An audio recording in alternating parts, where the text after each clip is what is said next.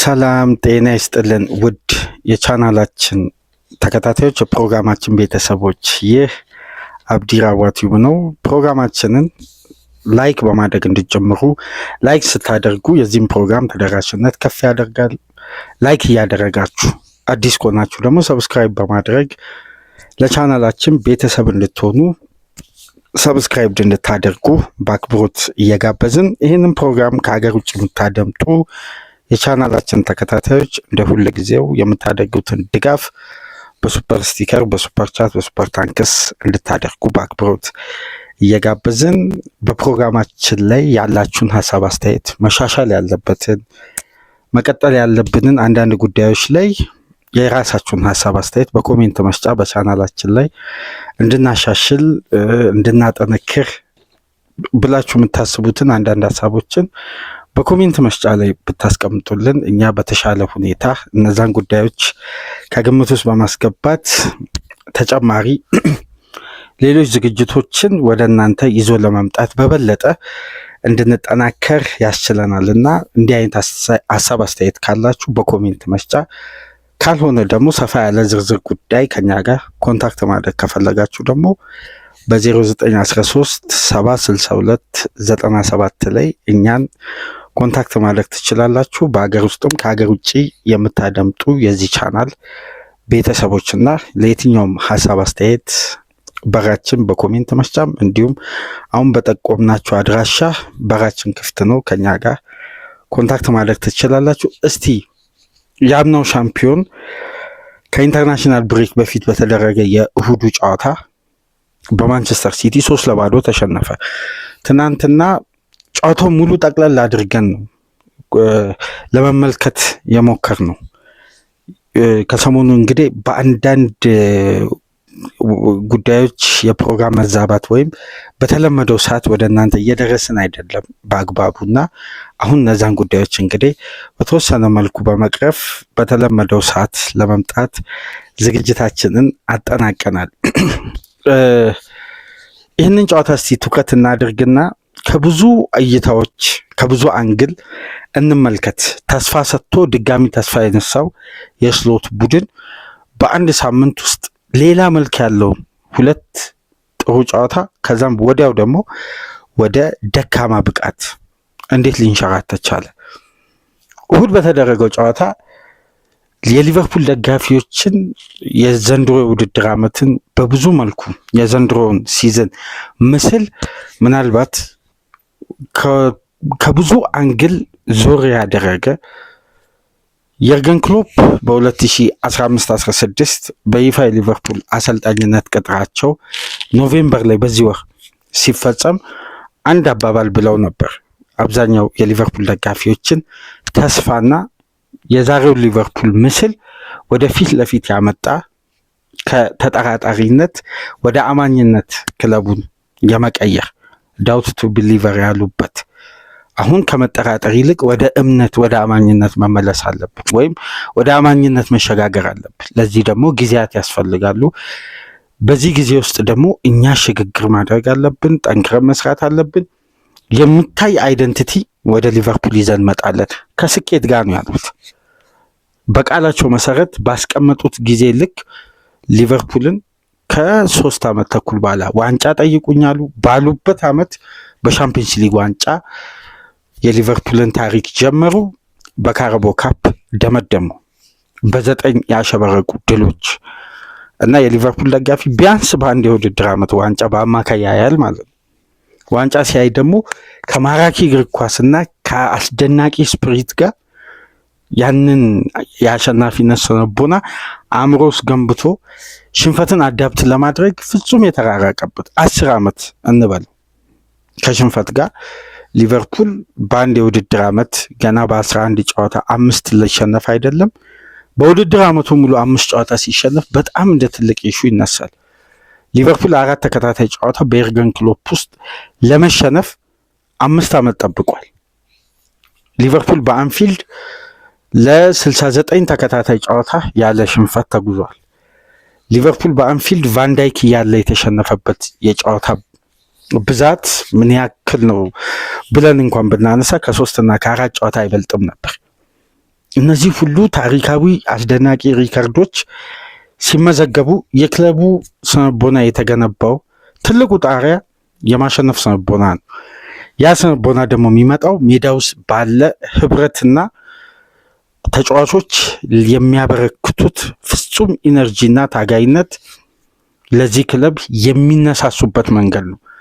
ያ ደግሞ የሊቨርፑል አይደንቲቲ ሆኖ በሊቨርፑል ኮሊደር ወደ ስቴዲየሙ መግቢያ ላይ አወር አይደንቲቲ ኢዝ ኢንቴንሲቲ በሚል ተጽፏል። በቃ የኛ አይደንቲቲ ኢንቴንሲቲ ነው። ይሄ ኢንቴንሲቲ ከደጋፊ እስከ ሜዳ ውስጥ ያለ እንቅስቃሴ ማለት ነው።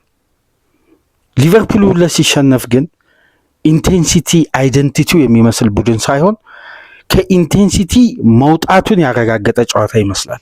በቃ ሊቨርፑል ኮምፕሊትሊ ስለ ኢንቴንሲቲ ፉትቦል ለማውራት ዛሬ ላይ ደፍሮ ለመናገር እንኳን የዚህ የኢንቴንሲቲ ፉትቦል መነሻ የሆነው ክለብ አሁን በኢንቴንሲቲ እጦት መውደቁን የሚያረጋግጥ የተለያዩ ነጥቦች የተስተዋለበት ጨዋታ ነበር።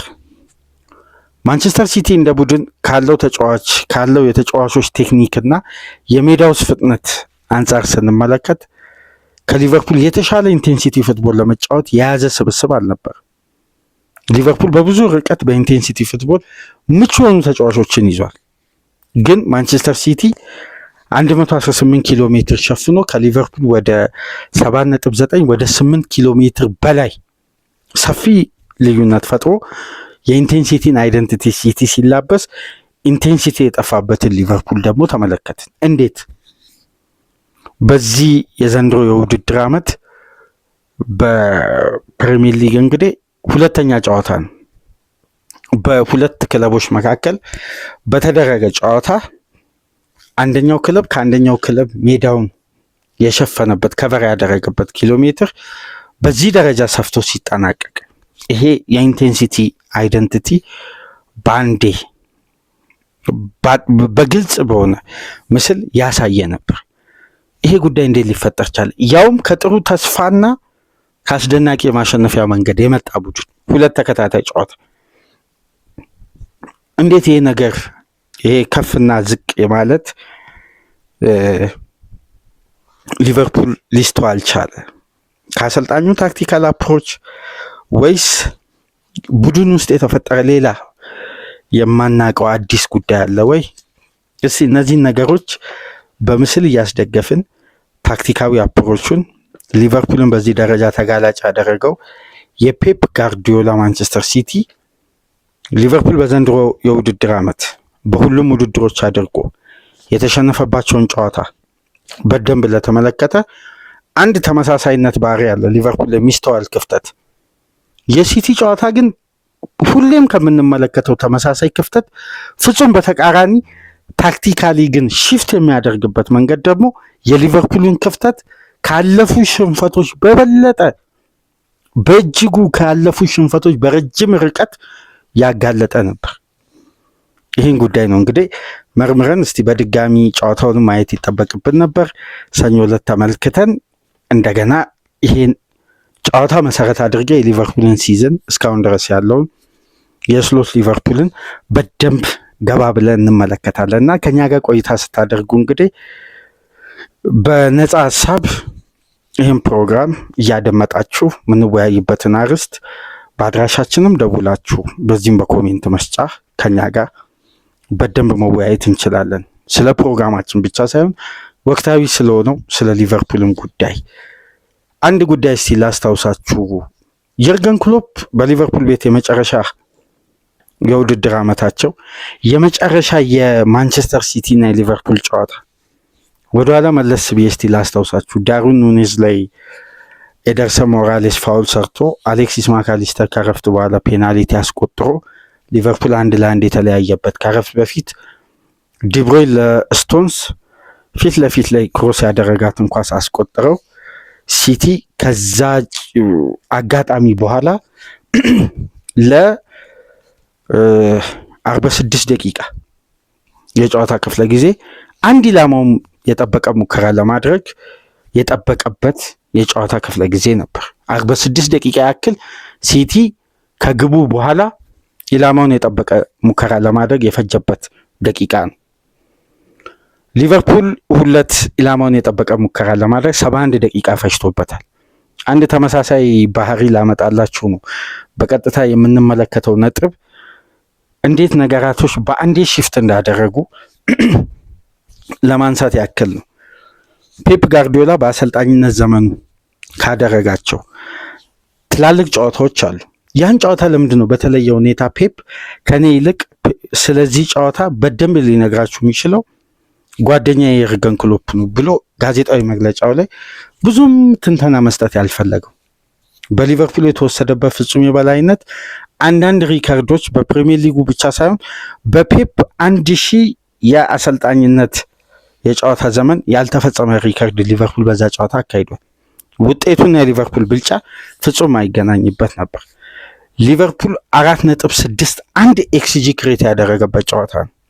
4.61 የፔፕ ጋርዲዮላ ቡድን በአንድ ጨዋታ ይሄን ያክል ኤክስጂ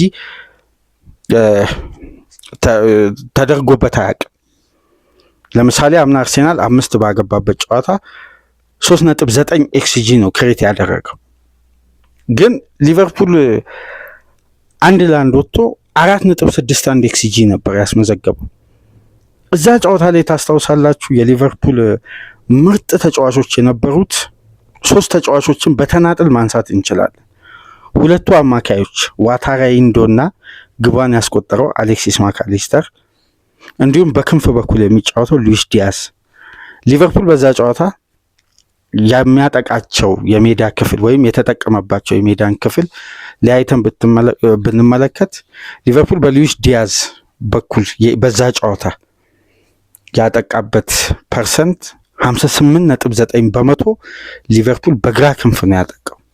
ዲያዝ ብቻውን ወደ 2.46 ኤክስጂ ነው ክሬት ያለ ብቻውን በዛ ጨዋታ እና ዲያዝ በሊቨርፑል ቤት ቆይታው የዛን ያክል ኤክስጂ ክሬት አድርጎ አያውቅም በአንድ ጨዋታ በአንድ 90 ደቂቃ።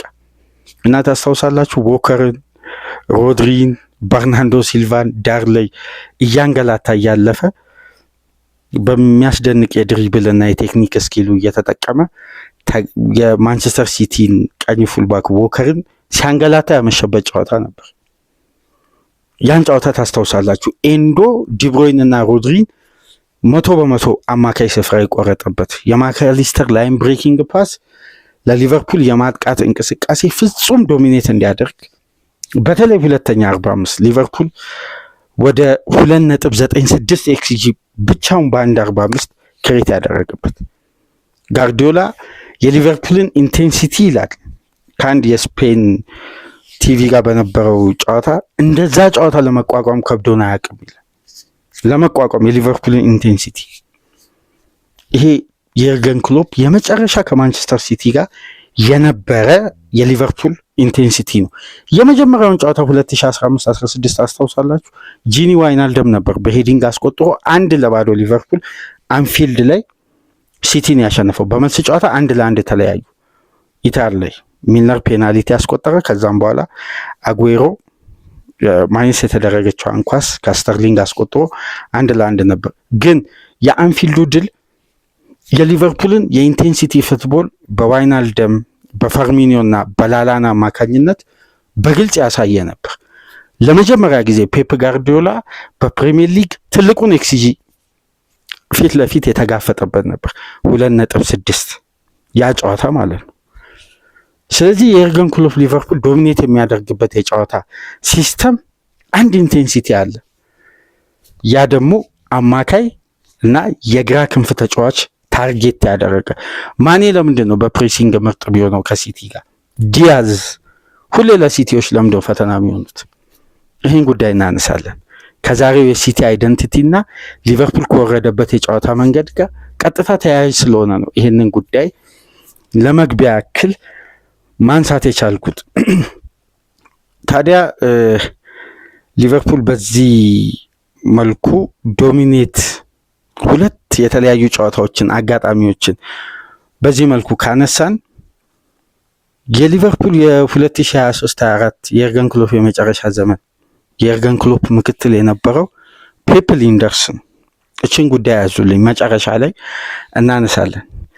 ላይንደርስ ታዲያ በሊቨርፑል ቤት እያሉ የጻፉት አንድ መጽሐፍ ነበር፣ ቤርገን ክሎፕ ፍጹም አጋዥነት ኢንቴንሲቲ የሚለው መጽሐፍ። ስለዚህ ዛሬ ደግሞ የፔፕ ጋርዲዮላ ምክትል ሆኖ ነው እየሰሩ የሚገኙት ፔፕ ሊንደርስ። ታዲያ ሊቨርፑል በእሁዱ ጨዋታ የመጀመሪያውን ግብ ሲያስተናግድ ማንቸስተር ሲቲ ያለመቆራረጥ 20 ተች ከግብ ጠባቂው እስከ ሃላንድ ድረስ የነካበት ሊቨርፑል ላይ ለመጀመሪያ ጊዜ ከ2014 በኋላ አንድ ክለብ በ20 ተች ሊቨርፑል ላይ ግብ ሲያስቆጥር፣ እንዲሁም ያለምንም መቆራረጥና የፕሬሲንግ የኢነርጂ እጦት ሁለት ተጫዋቾች ቦታ ሺፍት በሚያደርጉበት አጋጣሚ ማቲያስ ኑኔስ ክሮስ አድርጎ ቫንዳይክ እና ሮበርትሰን በሜዳ ውስጥ በነበረ እንቅስቃሴ አንዱ ሴንተር ባክ አንዱ ፉል ባክ ያለ ቦታቸው ለውጥ አድርገው ሮቴት በሚያደርጉበት አጋጣሚ ነው ይሄ ግብ የተቆጠረው። መሐመድ ሳላ ከ2020 በኋላ ለመጀመሪያ ጊዜ በሲቲ እና ሊቨርፑል የእርስ በርስ ግንኙነት የግብ ተሳትፎ ያላደረገበት ጨዋታ ሆኖ ተመዘገበ። ሊቨርፑል ግብ አላስቆጠረም። አርነ ስሎት ከሜዳቸው ውጭ ግብ ሳያስቆጥሩ የወጡበት ጨዋታ ሆኖ ተመዘገበ። 2025 ከገባ በኋላ ሊቨርፑል ከፔዤ ጋር ባደረገው ጨዋታ ካጋጠመው ሽንፈት በኋላ 17 ጨዋታዎችን ተሸንፏል። ይሄን ግን አስተውላችኋል? 17 ጨዋታዎችን ሊቨርፑል ተሸንፏል ከ2025 የፈረንጆቹ አዲስ ዓመት በኋላ። እነዚህን ጉዳዮች ሁሉ እስቲ ጠቅለል አድርገን ስንመለከት የሊቨርፑል ወቅታዊ ችግር ምንድን ነው? አርነ ስሎት ለምንድን ነው ለመብቴ በዚህ ደረጃ እንደውም ክለቡ ጥሩ የመብቴ መንገድ አገኘ ሲባል በበለጠ ወርዶ ያመሸው? የመጀመሪያው ጉዳይ እስቲ በዘንድሮ የውድድር ዓመት ሊቨርፑል ትልቁ ክፍተት ተብሎ ስናነሳ የነበረው ወይም የሊጉ አጫወት ሲስተም የአብዛኛው ክለብ አይደንቲቲ ተቀራራቢ ሆኖ ሊቨርፑል ላይ በተመሳሳይ ጨዋታ መንገድ መቅረባቸው ስሎት ያንን የተጋጣሚን አጫወት አዳፕት እስከሚያደርጉ ድረስ ተጫዋቾቻቸው የተወሰነ ጊዜ ሊያስፈልጋቸው ይችላል ብለን ምክንያት ደረደርን። ግን የእሁዱ ጨዋታ ደግሞ ከዚህ ታክቲካል አፕሮች ጋር ደግሞ ፍጹም የተለያየ ነበር። አብዛኛው ክለቦች ሊቨርፑል ላይ ሲጫወቱ ኳስን ለሊቨርፑል ይተውና የፔኔትሬሽን ኤሪያዎችን በሎው ብሎክ ጥብቅ በሆነ እንቅስቃሴ ኤሪያዎችን ይደፍኑና ልክ ከራሳቸው የመጀመሪያ ፌዝ እንደወጡ በረጃጅም ፓስ ታርጌት የሚያደርጓቸው ሁለት ትላልቅ ኤሪያዎች አሉ። የመጀመሪያው ትልቁ ኤሪያ የቀኝ የሊቨርፑል የሜዳ ክፍል ነው። የቀኝ የሊቨርፑል የሜዳ ክፍል በረጃጅም ፓሶች በቀጥታ ታርጌት የሚደረጉ ኤሪያዎች ናቸው። በዚህ መሰረት እስቲ በስክሪናችን ላይ ይህን ፎቶ ይህን ምስል ተመልከቱ። ተጋጣሚ እንዴት የሊቨርፑልን የቀኙን የሜዳ ክፍል በረጃጅም ፓስም ሆነ በየትኛውም የጨዋታ መንገድ ታርጌት እንደሚያደርግ ሊቨርፑል እስካሁን በተጋጣሚ 43.3% በከፍተኛ ጫና ወይም ከተጋጣሚ በሚመጣ የጨዋታ መንገድም ረጃጅም ኳሶች 94% በእንቅስቃሴ በያዙበት የጨዋታ ፍሎ የሊቨርፑል ታርጌት የሆነው ኤሪያ 43.3 የቀኙ የሜዳ ክፍል ነው። በሁለተኛ ደረጃ ደግሞ የሚቀመጠው የግራው የሜዳ ክፍል ነው። 31.2 የግራውን የሜዳ ክፍል። የተቀረው ፐርሰንት እንግዲህ በጥቁር የምትመለከቱት የመሀል ለመሀል የሚደረግ የጨዋታ መንገድ ነው። በቀጥታ እስቲ ወደ ቀጣዩ ምስል ልውሰዳችሁ። ሲቲ ታርጌት ያደረገው የሜዳ ክፍል የቱን ነው? የቀኙን የሜዳ ክፍል። ስንት በመቶ ነበር ሲቲ ሲያጠቃ የነበረው? 52% የጨዋታው የሲቲ ማጥቃት የነበረው በየትኛው ሳይድ ነው? በቀኙ የሜዳ ክፍል። ግን በጨዋታው ረጃጅም ፓስ ከሊቨርፑል ያነሰ ረጃጅም ፓስ የተጠቀመው ሲቲ ነው። ነገር ግን ሲቲ በረጃጅም ፓስ ከተከላካይ ጀርባ በተጣለ እንቅስቃሴ አንድም አደጋ አልፈጠረም። ስለዚህ ከሌሎች ቡድኖች ሲቲ የመጣበት የጨዋታ አፕሮች ይለያል ማለት ነው። ረጅም ፓስ ሊቨርፑል እስከ ቪላው ጨዋታ ድረስ 590 ረጃጅም ፓሶች በአምስቱ ትላልቅ ሊግም የትኛውም ክለብ የለም ወደ ሊቨርፑል የመጫወቻና የአደጋ ኤሪያ የተጣለ ኳስ። ሲቲ 52% የግራውን የሜዳ ክፍል የቀኙን የሊቨርፑል የሜዳ ክፍል ነው የተጠቀሙ ዶኩና ኦራይሊ ባሉበት እና በስኬት ደረጃ ከተመለከትን 94.6 በመቶ ያንን ኤሪያ ለማጥቃትም ለመከላከልም እኩል ባላንስ በማድረግ እንደ ሲቲ በጨዋታው ደግሞ ዶሚኔት ያደረገ የመጀመሪያ ታርጌት። ይሄ በእንዲህ እንዳለ ይሄን የሜዳ ክፍል ሲቲ በዚህ ደረጃ የሚጠቀም ከሆነ እንዴት ነበር ሊቨርፑልን ይሄን የአደጋ ክልል ሲፈጥር የነበረው? አንድ ምስል በድጋሚ ላንሳላችሁ። እስቲ ይሄን ፎቶ በስክሪናችን ላይ ተመልከቱ። እታች ጋር የተጻፈውን ጽሑፍ ትመለከታላችሁ። ሴንትራል ፕረስ ሲቲ የሚያደርገው ሴንትራል ፕረስ ለማድረግ ዞኑ ላይ አግሬሲቭ መሆን አይጠበቅም። ማንቱማን ፕረስ ማድረግ አይጠበቅም። ነገር ግን ይሄ የተጫዋቾች እንቅስቃሴ የሚያሳጣቸው ስፔሶች አሉ ለተጋጣሚ እና ቴክኒካሊ ድራይቭ አድርጎ ተጋጣሚ እንዳይወጣ ከቡድን አጋሩ ኳስን እንዳይቀበል ቴክኒካሊ ብሎክ የሚደረጉ ኤሪያዎች አሉ በእንቅስቃሴ። አሁን ቸርኪ ዱዌል ማሸነፍ የአካል ብቃት አቅሙ ደካማ ነው። ፎደን ደካማ ነው። ሃላንድ ዱዌልን በአየር ላይ እንጂ በመሬት ባለ ዱዌል ጠንካራ አይደለም። ኒኮ ጎንዛሌዝም በተመሳሳይ እንዲሁም በርናንዶ ሲልቫ። ታዲያ እንዴት ሊቨርፑል እንደዚህ በዱዌል የተዳከመ ቡድን ሴንትራል ፕረስ ዞኑን ድራይቭ በሚያደርጉ እንቅስቃሴዎች ብሎክ ሲደረግ ሊቨርፑል እንደ ቢልዳፑ ከረፍት በፊት በኩናቴ ሳይድ ብቻ 14 ቢልዳፕ ተደጋግሞ ሊቨርፑል አበላሽቷል። 14 የጨዋታ ቢልዳፕ። እንዴት ነው አንድ ቡድን 14 ጊዜ አንድን የጨዋታ ክፍል ወይም አንዱን የጨዋታ ሜዳ ታርጌት አድርጎ 14 ጊዜ ሞክሮ 14ቱን ቢልዳፕ የሚበላሸው? ረጃጅም ፓስ አደረገ፣ ሳላ በቀላሉ ይነጠቃል። ሾርት ፓስ አደረገ፣ በፕሬሲንግ ይነጠቃል። ሊቨርፑል ከረፍት በፊት ከጀመራቸው 26 ቢልዳፖች ማሳካት የቻለው 3 ነው። ከ3ቱ 2ቱ የተሳኩት ደግሞ በሃይ ተርኖቨር ነው፣ ከሲቲ ተጫዋቾች የተነጠቀ ቢልዳፕ እንጂ ጆርጂ ማማርዳሽቪሊ ነካክቶ ቫንዳይክ ኩናቴ ሊቨርፑል ሊሳካለት አልቻለም። ስለዚህ ሲቲ የሚፈጥረው የመጀመሪያ ጫና መሀል ሜዳ ላይ የሊቨርፑል ተጫዋቾች የሚቀበሉትን ስፔስ ሴንትራል ፕረስ በማድረግ ቀለል ያለ የፕሬሲንግ ስታይል ለትራንዚሽን ተጋጣሚ ኤሪያዎች እንዳይጠቀም በተገቢው ሰዓት ያ ቢልዳፕ ማንን ታርጌት እንደሚያደርግ በግልጽ ታውቆ ያንን ኤሪያ ከቨር ማድረግ። በአካል ብቃትም በፍጥነትም በጉልበትም በኢነርጂም የተሻለው ቡድን ሊቨርፑል ሆኖ ግን እነዚህን ጉዳዮች እንዳይጠቀሙ ያደረጉት ሊቨርፑሎች የሚፈልጉትን ኤሪያዎችን በቢልዳፕ በኩል መገደብ ነው። የሚገድቡበት መንገድ ደግሞ በጣም ቴክኒካሊ የተደራጀ ነው። ይሄ ምስል እስቲ በደንብ ተመልከቱ። ሃላንድ 2 ተጫዋቾችን በአንድ ኳስ ፕረስ ያደርጋል፣ ጆርጂ ማማርዳሽቪሊን እና ቫንዳይክን። ይሄ ቢልዳፕ ሊቨርፑልን አስገዳጅ ሆነ ወደ የትኛው የሜዳ ክፍል ይወስዳል? ወደ ቀኙ። በቀኝ የሜዳ ክፍል ሊቨርፑል በኩናቴ ዝግ ባለ ቴምቦ ኳሱን እየገፋ ጨዋታውን ሲጀምር በቀጥታ የምትመለከቱት ፎደንን ነው። ፎደን ከኩናቴ የሚንደረደሩ ኳሶችን ወደ ብራድሊ እና ግራቨንበርክ መሀል ላይ አሁን ሊቨርፑል በቀጥታ በትራያንግል የሚጀምረውን ቢልዳፕ ፕረስ የሚያደርገው መሀላቸው በመሆኑ አንደኛ ተጫዋቹ ኢነርጂ አያባክንም፣ ሁለተኛ የሊቨርፑል ተጫዋች ምቹ በሆነ ኤሪያ ኳስ እንዳያገኝ ያደርጋል፣ ሶስተኛ ከዚህ ጫና ሊቨርፑልን ይዞ የሚወጣው ደግሞ የ6 ቁጥር ተጫዋች በነፃነት ኳሱ እንዳይቀበል ያደርጋል። በሁለት ተጫዋቾች አንድ ቢልዳፕን እንዴት ሲቲ እንደረበሸ ተመልከቱ። ከሁለቱ ተጫዋቾች ጀርባ ደግሞ ወደ አንደኛው የሜዳ ክፍል ቸርኪ፣ ወደ ሌላኛው የሜዳ ክፍል ደግሞ በርናንዶ ሲልቫ፣ ከሱ ጀርባ ደግሞ ኒኮ ጎንዛሌዝ እና ዶኩ ወደ አንደኛው ሜዳ ዘንብለው።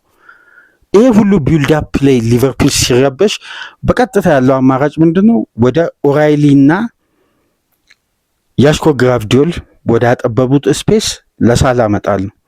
ስለዚህ ሁለቱ ረጃጅም ተጫዋቾች በአየር ላይ ባላቸው ቁመትና ተክለሰውነት ተጠቅመው የሊቨርፑልን ቢልዳፕ በቀላሉ ሲቲ አበላሽቶ ኳስን ይነጥቃል። ከዛም በኋላ ሊቨርፑል ላይ ደግሞ ሲቲ በተቃራኒው የሚፈጥረውን ደግሞ ጫና በዚህ ምስል ተመልከቱ። ሊቨርፑል ከተጋጣሚ ኳስን ለመንጠቅ በሚጥርበት ወቅት ሲቲዎች አንድ ቴክኒካዊ ጉዳይ ይጠቀማሉ።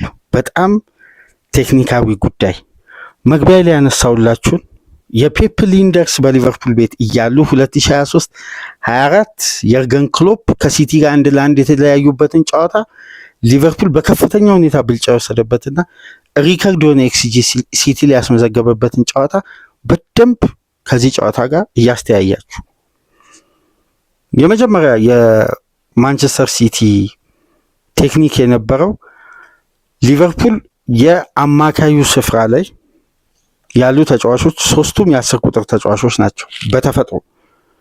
እነዚህ ተጫዋቾች ላይ ሲቲ በቀላሉ በቢልድ አፕ ወቅት ኦቨርሎድ መፍጠር ነው፣ አማካዩ ላይ ከፍተኛ ኦቨርሎድ። ይሄ ደግሞ በአካል ብቃት አይደለም፣ ከኳስ ጋር። አሁን በስክሪናችን ላይ የምትመለከቱት ምስል ዶኩ ያለበትን ኤሪያ ተመልከቱ። ከዳኛውና ከብራድሊ ምን ያክል ርቀት፣ ዳኛው አለ፣ ብራድሊ አለ፣ ዶኩ አለ። ይሄ የተሰመረበት መስመር በብራድሊ እና በዶኩ መካከል ያለው ኤሪያ ነው። የሊቨርፑል አማካዮችን በአጠቃላይ ተመልከቱ። ከአንድ ኳስ ጋር ሰቦዝላይ፣ ፍሎሪያን ቪዝ፣ ግራቨንበርች፣ ማካሊስተር፣ እነዚህ ተጫዋቾች 4 አማካይ አንድ ኳስ ላይ ኦቨርሎድ ስለተፈጠረበት ያን ኳስ በሾርት ፕረስ ሎንግ ፕረስ እንዳያደርግ ኢንቴንሲቲው ወርዷል። የቡድኑ በኪሎ ሜትሩ የሚነግረን ነው። እሺ በሾርት ፕረስ እንዳያደርግ ደግሞ በአማካዩ ቴክኒካሊ ኦቨርሎድ ሲፈጠር ዶኩ ወረድ ብሎ ወደ አማካዩ ኳሱን እንደሚቀበል ተጫዋች አንዱን ፉልባክ አስገዳጅ የሆነ የፖዚሽን ለውጥ እንዲያደርግ ነው የሚያስገድደው። በዚህም ወቅት ኒኮ ኦራይሊ ያገኘውን ስፔስ ዝም ብላችሁ ተመልከቱ። የቀኙን የሜዳ ክፍል ምን ያክል ሰፊ እንደሆነ፣ ከዛን የኒኮ ጎንዛሌስ ፓስ ኬቱ ጋር እንደሚነሳ የሊቨርፑል አማካይ ተውት፣ አማካዩን መጀመሪያ የሊቨርፑልን ቢልድ አፕ እንደሚረብሹት የፕሬሲንግ ኤሪያዎችን ከቨር እንደሚያደርጉት የሲቲ ተጫዋቾች ሃላንድ ተመልከቱ። የኩናቴንና የቫንዳይክን ፖዚሽን እንዴት ወደ ሃይላይንና ወደ አንድ ኤሪያ ኮምፓክት ሆኖ እንዲሰበሰቡና አማካዩ ላይ ኦቨርሎድ እንዲፈጠር እንዳደረጉ። ሲቲ አንድ ኳስ ነው የያዘው። የሊቨርፑል አማካዮች እስከ ተከላካዩ እስከ አጥቂው ድረስ አንድ ቦታ ላይ እንዴት እንደተሰበሰቡ፣ ይሄን በአንድ ፓስ እንዴት ቀይሮ ኤሪያውን በአንዴ እንዳገኙ፣ ከዛም በኋላ የዚህ የጨዋታ እንቅስቃሴ እስቲ እንዴት እንደተበተነና የሊቨርፑል ኮምፓክት ፕሬሲንግ ወይም ሾርት ፕሬሲንግ እንዴት ሜዳ ላይ መበጣጠስ እንዳጋጠመው ደግሞ በሁለተኛው ምስል ተመልከቱ። እዚህ ጋር ይሄን ምስል ተመልከቱ። ዶኩ ኳሱን እየገፋ ሲሄድ ኦራይሊ የትኛው ኤሪያ ላይ እንዳለ፣ በተመሳሳይ ሳላህ የቱኛው ኤሪያ ላይ እንደሚገኝ በደንብ ይሁና እንዴት በቀላሉ ዶኩ ይሄን መስመር ተጠቅሞ ወደ ሊቨርፑል ፋይናል ሰርድ እንደገባ፣ ይሄን ኦቨርሎድ አማካዩ ላይ የመፍጠር ቴክኒክ እንዴት ሊቨርፑል በቀላሉ ይሄን ጉዳይ እንዴት ሊፈጠርበት እንደቻለ። ስለዚህ ሊቨርፑል የኢንቴንሲቲው መውረድ መጥፋት ከክለብ ውስጥ አንደኛ ለተጋጣሚ እንዴት ክለቡ ተጋላጭ እንዲሆን፣ ይሄ ታክቲካል አፕሮች በነገራችን ላይ በየትኛውም ቡድን ሊቨርፑል ላይ ዘንድሮ አልቀረበም። ወይም ሊቨርፑል እንዲህ አይነት የጨዋታ ብልጫና ሳይፈልጉ በግድ በኢነርጂ እንዳይጫወቱና በዝግ ባለ ቴምፖ ጨዋታው ከጀመረበት ደቂቃ አንስቶ እስከ መጠናቀቂያው ድረስ እንዲቀጥሉ ያስገደደ እንቅስቃሴ ነው። ታዲያ ይሄ የጨዋታ መንገድ ምንድን ነው የፈጠረው ሊቨርፑል ላይ? አንደኛ ኢነርጂ ቡድኑ ሲጎለው ወይም ከቨር የሚያደርገው ኤሪያ በጣም ባነሰ ቁጥር፣ አማካዩ በተጋለጠ ቁጥር የመጀመሪያ ተጠቂ የሚሆነው ምንድን ነው? የሁለቱ ፉልባኮች ነው። ስለዚህ ሲቲዎች ገና ቢልዳፖቸውን ሲጀምሩ ሁለቱ ፉልባክ በጭራሽ ከኤሪያቸው አይነቅሉ፣ በሎ ብሎክ ነው የሚጫወቱት፣ በጭራሽ ከመስመሩ አያልፉ። በዚህ ወቅት ግን በደንብ ከተመለከታችሁ የሲቲ ፉልባኮች እዛው በፖዚሽናቸው ላይ ያሉ፣ ዶኩ ወረድ ብሎ ወደ አማካይ ስፍራ አንድ ኳስ ይቀበላል እየወረደ፣ በተመሳሳይ ቸርኪ ወደ አማካዩ እያጠበበ። በዛም ወቅት የሲቲ አማካይ ቁጥር ስንት ይሆናል? ወደ 4-5 ነው የሚሆነው። ሁለቱ ዊንግ ላይ የተሰለፉ ተጫዋቾች ወደ መሀል ስፍራ ሲመጡ እነዚህን ሁለት ሌፍት ዊንግ ተጫዋቾችን ደግሞ ተከትለው የሚመጡ ፉልባኮች አሉ። በዛን ሰዓት ምን ይፈጠራል? አማካዩ ላይ ኦቨርሎድ ይፈጠራል። ከዛም በኋላ በአንድ ቀላል ትራንዚሽን ፓስ ሲቲ የትኛውን የሜዳ ክፍል ይጠቀማል? የመረጠውን የፈለገውን በማን በማቲያስ ኑኔዝ በኒኮ ራይሊ። የሊቨርፑል ፉልባኮች በቀላሉ ተጋላጭ ይሆናሉ አማካዩ በሚያጠው ኢነርጂና ኢንቴንሲቲ። ሲቲ አማካዩ ስፍራ ላይ ነው በጣም በቀላሉ ለትራንዚሽን እንዲመቸው ኦቨርሎድ የሚፈጥረው። በቁጥር ከፍ እያለ የተጋጣሚ ፉልባኮች አላስፈላጊና አስገዳጅ የሆነ የፖዚሽን ለውጥና የፖሴሽን መሳት። ከዛም በኋላ ሊቨርፑሎች አማራጭ ስለሌላቸው ያ የፉልባክ ኤሪያ በቀላሉ እየተሰበረ እየተሸረሸረ በቀላሉ ለተጋጣሚ ተጋላጭ ይሆናል። እስቲ ይህን ደግሞ ምስል ተመልከቱ። ለአሁኑ ላነሳውላችሁ ነጥብ የማቲያስ ኑኔዝ ኦቨርላፕ ያደረገበትን ኤሪያ ተመልከቱ። አንዲ ሮበርትሰን የቱ ጋር እንዳለ፣ አንዲ ሮበርትሰን ደግሞ ማንን ተከትሎ እንደመጣ ተመልከቱ። ራያን ቸርኪ። ከራያን ቸርኪ አጠገብ ያሉትን ተጫዋቾች ተመልከቱ። ዶሚኒክ ሶቦዝላይ፣ ሂጎ ኤኪቲኬ፣ ሮበርትሰን፣ አሌክሲስ ማካሊስተር እና ራያን ግራቨንበርግ። ከአሁንም በተመሳሳይ ከኒኮ ጎንዛሌዝ ነው ይሄ ኳስ የተነሳው። ቅድም በመጀመሪያው ምስል ያሳየዋችሁ ከኒኮ ጎንዛሌዝ እንዴት ለጀሮሚ ዶኩ እንደሄደ ነው። አሁን ደግሞ ከኒኮ ጎንዛሌዝ እንዴት በቀጥታ ወደ ማቲያስ ኑኔዝ ከረፍት በፊት ይሄን እንቅስቃሴ ምናልባት ምስሎቹን እንግዲህ በተቻለኝ አቅም ጥርት ያሉ ለማድረግ ሞክር ያለውና እስቲ ይህንን ተመልከቱ በደንብ። አማካዩ ስፍራ የሚፈጠርበትን ኦቨርሎድ መቋቋም ሲያቅተው እንዴት ፉልባኩ ይህን አማካይ ስፍራ አግዛለሁ ብሎ ኢንቨርት አድርገው ሲገቡ ቫንዳይክ እና ኩላቴ በግላጭ ሲቲ ተጫዋቾች እንደሚያገኙ።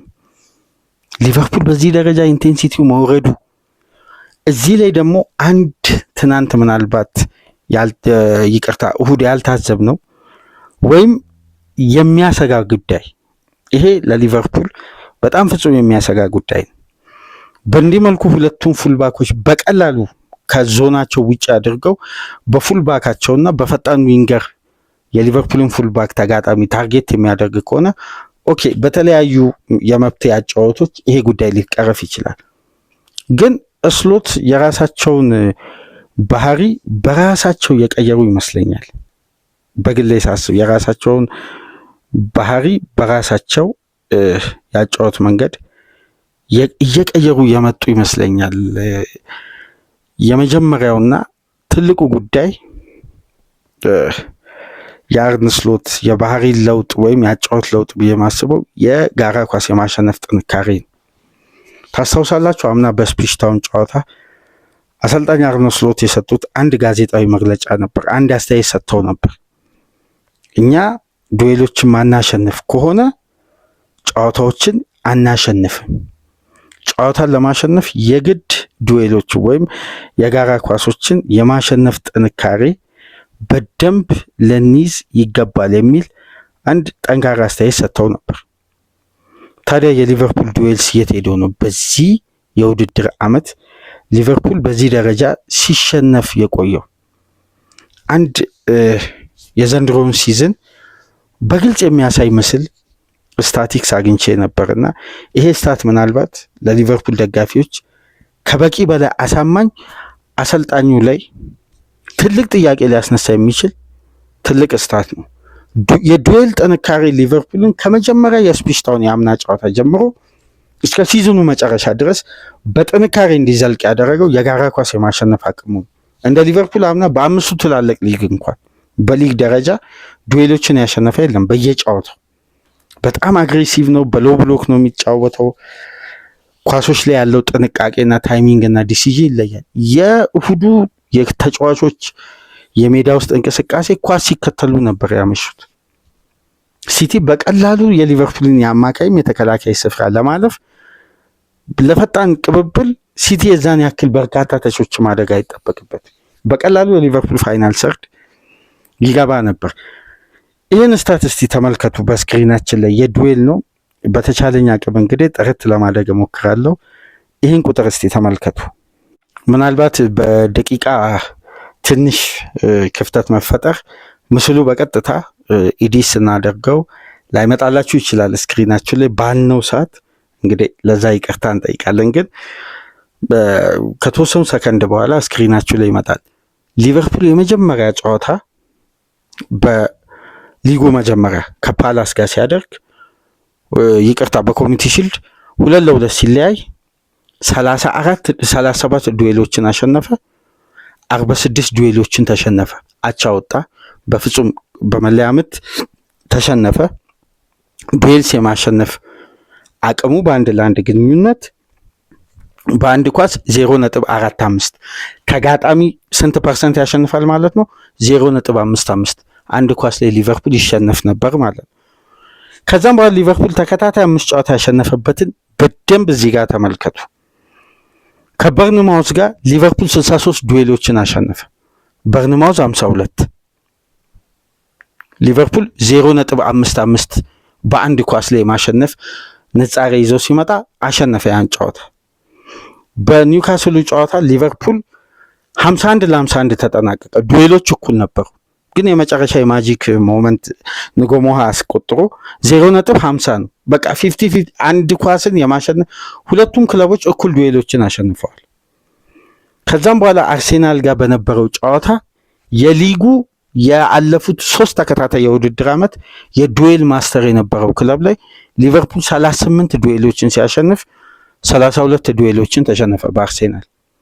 ስለዚህ 0.54 ዱዌሎችን የማሸነፍ በአንድ ኳስ ላይ ማለት ሊቨርፑል ጨዋታውን አሸነፈ። ከዛ በመቀጠል ሊቨርፑል አትሌቲኮ ማድሪድን 3-2 ባሸነፈበት ጨዋታ 49 ዱዌሎችን አሸነፈ፣ 40 ዱዌሎችን ተሸነፈ፣ 0.55። ስለዚህ ሊቨርፑል እዚህ ላይም በዱዌል ስለተሻለ ያን ጨዋታ አሸነፈ። በድጋሚ ከኤቨርተን ጋር 57 ዱዌሎችን አሸነፈ፣ 56 ዱዌሎችን ተሸነፈ። በአንድ ነበር የሚበልጠው 0.51 በዱዌል ደረጃ። ከዛም በኋላ ሳውዛምፕተንን አሸነፈ 2-1። 44 ዱዌሎችን ሊቨርፑል ሲያሸንፍ ሳውዛምፕተን 28። በዘንድሮ የውድድር ዓመት ሊቨርፑል ትልቁን ዱዌል ያስመዘገበው በሊግ የሚወዳደር ቡድን አይደለም፣ በቻምፒየንሺፕ ባለ ቡድን 0.61 ትልቁ ዱዌል ዘንድሮ የተመዘገበው። ይህን ጉዳይ አስምሩበት። ከዛም በኋላ ሊቨርፑል የሊጉን የመጀመሪያ ሽንፈት ሲቀምስ ከፓላስ ጋር ፓላስ 35 ዱዌሎችን አሸነፈ፣ ሊቨርፑል 25 ዱዌሎችን አሸነፈ፣ ተሸነፈ ሊቨርፑል በዛ ጨዋታ። በጋላታሳራይ ጨዋታ ጋላታሳራይ 61 ዱዌሎችን አሸነፈ፣ 46 አሸነፈ፣ ሊቨርፑል 51 አሸንፎ ግን በዛ ጨዋታ ተሸነፈ። ሊቨርፑል በዚህ ጨዋታ ብቻ ነው ከጋላታሳራይ ጋር ባለ የሲዝኑ ጨዋታ ብቻ ነው ሊቨርፑል ዱዌሎችን አሸንፎ በማሸነፍ በልጦ የተሸነፈው። ከዛም በኋላ ሊቨርፑል በቼልሲ ጨዋታ ሲሸነፍ ቼልሲ 41 ዱዌሎችን አሸነፈ፣ ሊቨርፑል 32። ቼልሲ አሸነፈ ጨዋታው። ከማንቸስተር ዩናይትድ ጋር ሲጫወት ሊቨርፑል 27 ዱዌሎችን አሸነፈ፣ ማንቸስተር 30 አሸነፈ፣ ሊቨርፑል በዱዌሎች ተሸነፈ። ያን ጨዋታም 2-1 በተመሳሳይ ውጤት ተሸነፈ።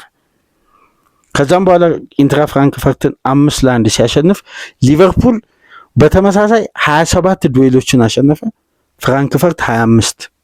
ሊቨርፑል ከዛን ጨዋታዎችን አሸነፈ። ያን ጨዋታ ከብሬንፎርድ ጋር 3-2 በተሸነፈበት ጨዋታ ብሬንፎርድ 63 ዱዌሎችን ሲያሸንፍ ሊቨርፑል 59 ዱዌሎችን አሸነፈ። ሊቨርፑል በዛም ጨዋታ ተሸነፈ። ለምን? በዱዌልስ ብሬንፎርድ ስለሚበልጥ። ከዛም በኋላ እንግዲህ በቪላ ጨዋታ ሊቨርፑል 42 ዱዌሎችን ሲያሸንፍ ቪላ 36 ነበር ያሸነፈው። ስለዚህ ሊቨርፑል ያን ጨዋታ አሸነፈ። ከማድሪድ ጋር በነበረው ደግሞ ሊቨርፑል 46 ዱዌሎችን አሸነፈ፣ ማድሪድ 42። ስለዚህ ሊቨርፑል ጨዋታውን ማሸነፍ ቻለ። ከማንቸስተር ሲቲ ጋር ከባዱ የዱዌልስ ሽንፈት በአርነ ስሎት የአሰልጣኝነት ዘመን በዱዌሎች ብቻ ሁለቱ ክለቦች የተገናኙት 79 ጊዜ ነው። ሊቨርፑል ያሸነፈው 31 ነው። 48 ዱዌሎችን በዚህ ደረጃ የጋራ ኳስ አርነ ስሎት የሊቨርፑል አሰልጣኝ ሆኖ ተሹሞ ሻምፒዮን ከሆኑ በኋላ በተሸነፈባቸው ጨዋታዎች ሊቨርፑል ዋንጫውን ካረጋገጠ በኋላ በጣለባቸው ነጥቦች ጭምር ተደምሮ ሊቨርፑል እንደ እሁዱ ጨዋታ ዱዌልስ በሰፊ ልዩነት የተሸነፈበት ጨዋታ የለም። ይሄ ነው የሚያሰጋው። ለዛ ነው አርነ ስሎት በአሰልጣኝነት ዘመናቸው በሊቨርፑል የአሰልጣኝነት ቆይታቸውም 3-0 ትልቁን ሽንፈት ያስተናገዱት። አሁን እዚህ ጋር ነው ማስመር ያለብን። ኢንቴንሲቲ፣ የኤርገን ክሎፕ ኢንቴንሲቲ። ይሄን ቁጥር በቀጥታ ልውሰዳችሁና አሁን የዋናው የፕሮግራማችን የመቋጫ ነጥብ ላይ ስለደረስን እስቲ ወደ 2023 ጨዋታ 23-24 የውድድር ዓመት የአንድ ለአንዱ ጨዋታ ልመልሳችሁ። 86 ዱዌልስ ነበረው በዛ ጨዋታ።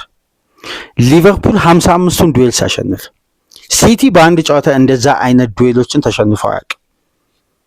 አያችሁ የጨዋታውን አብዛኛው የሜዳ ውስጥ እንቅስቃሴ ሊቨርፑል የነበረውን አይደንቲቲ እንዴት ሲቲ እንደተላበሰ በዛ ጨዋታ እንደነገርኳችሁ ሊቨርፑል 56-58% ታርጌት ያደረገው የሲቲን የቀኝ ሜዳ ክፍል በዲያዝ በኩል ነበር።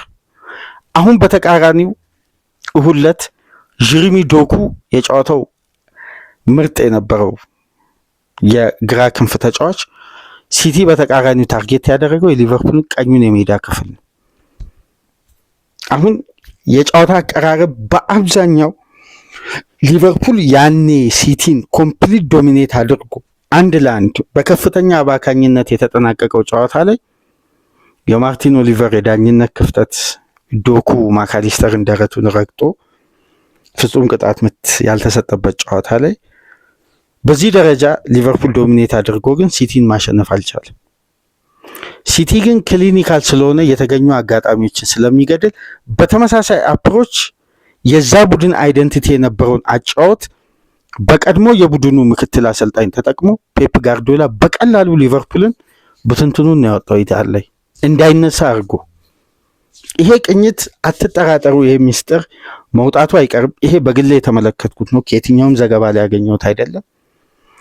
ሄዶ ሊቨርፑልን ለማሸነፍ የሊንደርስ የቀድሞ የክሎፕን የኢንቴንሲቲ ፉትቦል አጫወት አግሬሲቭ በመሆን አማካዩ ስፍራ ላይ የዱዌልስ ጥንካሬ በመጠቀም ተጋጣሚ ላይ ብልጫ በመውሰድ እነዛን ኳሶች በቀጥታ ታርጌት የ1-2 ግንኙነት ለመፍጠር የቀኙን የግራውን የሜዳ ክፍል ታርጌት ያደረገው ስትራቴጂ ፔፕ ሊንደርስ በቀጥታ ነው ሊቨርፑል ላይ የተጠቀመው በጋርዲዮላ መነጽር። ይሄ 100% የጨዋታውን አይደንቲቲ። አንድ የሚያስገርም እንቅስቃሴ ላስታውሳችሁ። ዶኩ ኩናቴንና ብራድሊን ያለፈበትን የመጀመሪያ 45 ድሪብል ስኪልና ታይሚንግ ካያችሁ በተመሳሳይ ሁኔታ ዲያዝ አንፊልድ ላይ በእንደዛ አይነት መልኩ የሲቲ ተከላካዮችን ያልፍ ነበር። የኳስ ኮንትሮሉ፣ የኳሶቹ ትራንዚሽን ከማካሊስተር እና ከኒኮ ጎንዛሌዝ የሚነሱ ኳሶች በአብዛኛው ተመሳሳይነት አለው። እኔ በድጋሚ ምስል ነው ሁለቱን ጨዋታ በተለያየ ሃይላይት እና በተለያየ 90 ደቂቃ የተመለከትኩት። በዚህ ደረጃ አንድ ቡድን ኦርጋናይዝ ለመሆን ከዛ ስብስብ የትኛው የሊቨርፑል ስብስብ ነው የተሻለው? አሁን እኮ ስሎት ላይ ትልቅ ጥያቄ እንድናነሳ የሚያደርገው የሊቨርፑልን አይደንቲቲ ጭምር የክለቡ የማሸነፊያ መንገድ የተላበሰውን ኢንቴንሲቲን ጭምር እያጠፉ ነው። አይደለም የአሰልጣኙ አጫወት፣ ይሄ ኮንትሮልም ፕሮሰስ የማድረግ አቅምም በሜዳ ውስጥ ሊስተዋል ይቅርና ቀድሞም ይሄ ቡድን በአይደንቲቲ ደረጃ የተገነባበትን ያ ኢነርጀቲክ የሆነ ፍላጎት ይሄ ራሳቸውን የማይቆጥቡ በፍላጎት በጥረት 90 ደቂቃ ዳኛው ጨዋታውን እስካላስቆሙ ድረስ የትኛውም አጋጣሚ በእግር ኳስ ይፈጠራል ብሎ የሚያምን አልሸነፍ ባይነትን እስከ መጨረሻ ደቂቃ ድረስ የሚያሳይ አእምሯዊ ዝግጁነቱ የሚያስፈራ ለየትኛውም ተጋጣሚ በቀላሉ እጅ የማይሰጥና የማሸነፊያ መንገዱ ለደጋፊው አሳማኝ የሆነው ቡድን ያን አይደንቲቲ ጭምር እያጣ ነው።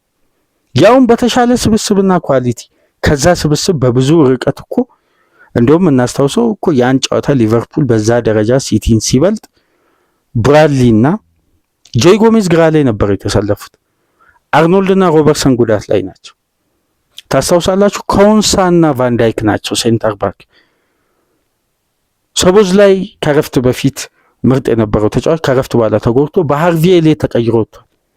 ዲዬጎ ጆታ ነበር በፊት መስመር በኩል ከሉዊስ ዲያዝ እና ዳርዊን። ሳላ ከ3 ወር ጉዳት በኋላ ተመልሶ ለመጀመሪያ ጨዋታ ያደረገበት ነበር።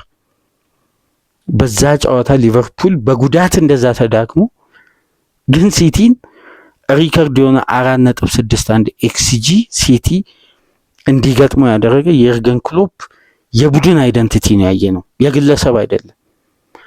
ትናንት በሜዳ ውስጥ የነበረው ስብስብ እንኳን ያኔ ከነበረው የሊቨርፑል ስብስብ በረጅም ርቀት የሚበልጥ ነው። ይሄ ቡድን ቢልዳፑ መልክ አልያዘው። የአማካዩ ጥንካሬ ከአምና ዘንድሮ ግማሽ ከግማሽ በላይ ወርዶ ነው የሚታየው። ኢንቴንሲቲው ጠፍቷል። ኢነርጂ የለም፣ ፍላጎት የለም። ሜዳ ውስጥ የሚባክኑ እንቅስቃሴዎችና የተበጣጠሰ የፓስ ሲኩዌንስ ያለበት ነው። ስለዚህ ይህን ቡድን ኦርጋናይዝድ የማድረግና ወደ ራሱ መልክ የማምጣት ኃላፊነት የአርነ ስሎት ነው። ስብስቡ ከከበዳቸው ሪዛይን የማድረግ ኃላፊነት አለባቸው እንጂ የቡድኑን አይደንቲቲውን አቶ ቁልቁል እስከሚወርድ ድረስ መታገስም ለክለቡ ታሪክ ጠቃሚ ነው ብዬ አላስብም። የማስተካከያ ጊዜ ሊሰጣቸው ይገባል ወይ? ጊዜ እኔ አሁን በእግር ኳስ ይሄ የግል ሀሳቤ ነው። አንድ የማምነው ነገር አለ። አሰልጣኝ ባለው ሀሳብ ቡድኑን አቀናጅቶ ወደ ሪትም ቢያመጣ የመጀመሪያ ሊሰጥ የሚገባው አፕሮች እሱ። በአሰልጣኝ ስንብት ቡድን ይስተካከላል ተብሎ አይታሰብም። ምክንያቱም የሚመጣው አሰልጣኝ የተስተካከለ ስብስብና የተረጋጋ ቡድን ሲይዝ እንደ ስሎት ስኬታማ ይሆናል። ያልተረጋጋ ቡድንና በጣም ብዙ ነገር መቀየር ያለበትን ስብስብ ሲይዝ ደግሞ እንደ አሞሪም መፈተኑ አይቀርም። በእነዚህ ሁለት አሰልጣኞች የአንድ ቡድንን ትራንዚሽን በቀላሉ መመልከት እንችላለን። በስሎት ክሎፕ ያሸጋገሩት ቡድን ለስሎት እንዴት ውጤታማ እንዳደረጋቸው፣ አሞሪም የተረከቡት የቴናግ ቡድን እንዴት ወደ ታች ጥልቅ ወርደው ሰርተው ገና ትራንዚሽኑ ዘንድሮ መጀመሩን የሚያሳይ ውጤት ማምጣት እንደጀመሩ። ስለዚህ አንድ አሰልጣኝ የራሱን ሀሳብ የቡድኑን ፍሉዲቲ ለማምጣት የሚጥርበት መንገድ እና የሚሰጠው እድል ለእግር ኳስ እኔ ቅድሚያ የምሰጠው ነው። ግን የአሰልጣኙ አቅም በዛ ደረጃ ለማምጣት የሚያስችል ተስፋዎችን ልክ ሊቨርፑል ያለፉትን 2 ጨዋታ ከሲቲ ጨዋታ በፊት እንዳሳየው የሚያሳይ ከሆነ ጊዜ መስጠት ተገቢ ነው።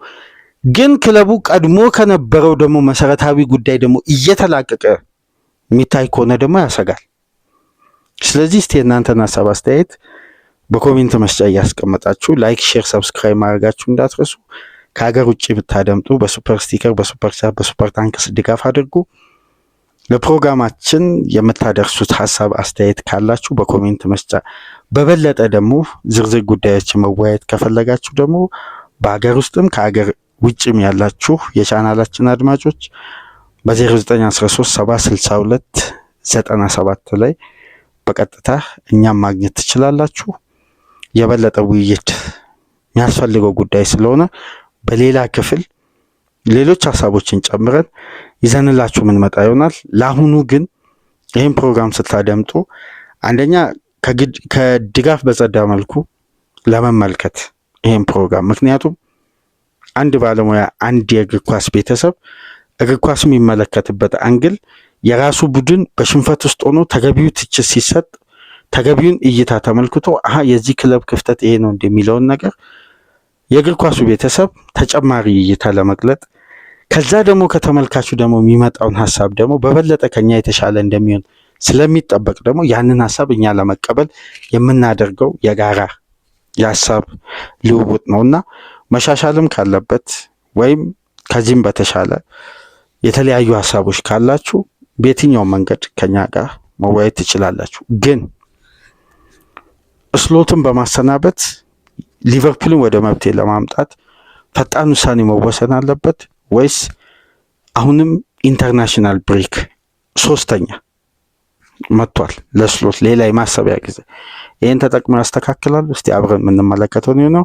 ከዚህ ፕሮግራም በመቀጠል አርሴናል በኖቬምበር የሚያሰጉ ፊክስቸሮች አሉት ሲባል የሚያስደንቅ ደግሞ 6 ከሜዳ ውጪ የቆዩ ተጫዋቾችን በድጋሚ ያገኛል።